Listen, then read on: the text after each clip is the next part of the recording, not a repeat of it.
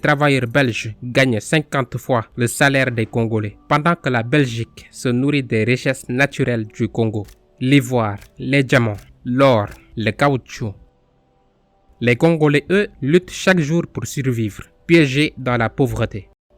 Ce roi belge, qui n'a pourtant jamais mis un seul pied au Congo, dirige l'exploitation brutale de ses habitants, allant jusqu'à exiger que ceux qui ne récoltent pas assez de caoutchouc se voient trancher les mains. Ce n'est pas une simple punition, mais un véritable carnage causant la mort de plus de 10 millions de Congolais. Dans ce contexte de terreur et de souffrance, les parents de Patrice Lumumba résistent silencieusement, trouvant dans leur culture et leur foi une force pour continuer. En grandissant, Patrice Lumumba comprend que quelque chose doit changer. Il est différent des autres enfants, curieux, intrépide, un esprit vif et une langue bien pendue. À 11 ans, il entre à l'école et malgré les maigres ressources familiales, il se distingue par sa soif insatiable d'apprendre. Lorsqu'il n'a pas de bougie pour lire la nuit, il profite de chaque minute de lumière du jour pour dévorer les livres, souvent prêtés par des enseignants admiratifs.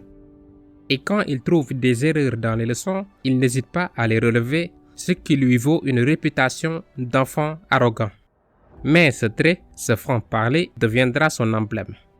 À l'âge de 18 ans, Patrice Lumumba doit quitter l'école, non par choix, mais par nécessité financière. Loin de baisser les bras, il se jette dans les livres dès qu'il en trouve, absorbant les idées des grands penseurs européens comme Voltaire et Rousseau qui nourrissent en lui un esprit critique et une soif de justice. Sa routine est marquée par une discipline de fer. Chaque matin, il se lève à 2 heures pour lire avant de se laver et de boire son café.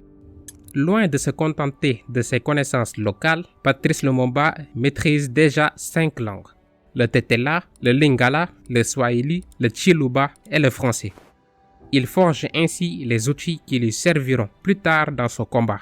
2 ans plus tard, Patrice Lumumba quitte son village avec seulement 3 francs et un faux document, mais avec un rêve gigantesque. Il parcourt des kilomètres, à pied la plupart du temps, pour rejoindre une ville minière.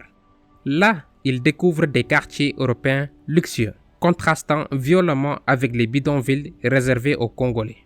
Cette inégalité le frappe et il commence à observer, à comprendre.